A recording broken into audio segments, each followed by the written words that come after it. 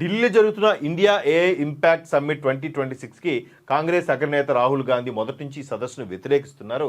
ఇది publicity stunt అని కేంద్రంలోని మోదీ సర్కార్ జాతీయ ప్రయోజనాల కంటే కార్పొరేట్ శక్తులకే ప్రాధాన్యం ఇస్తుందని తీవ్ర విమర్శలు గుప్పించారు.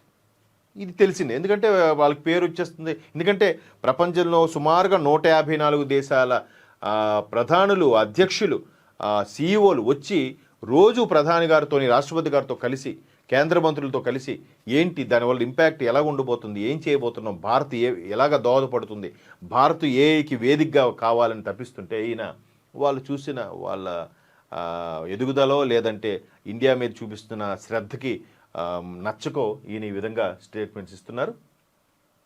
ఇవన్నీ చూస్తే ఇది కడుపు మంటతో ఇచ్చిన స్టేట్మెంట్లా లేదంటే నిజంగా విమర్శలా అర్థం అవ్వట్లేదు.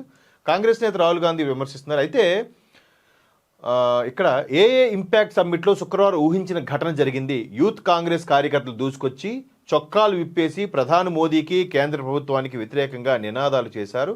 భారత్ అమెరికా వాణిజ్య ఒప్పందాన్ని విమర్శించారు.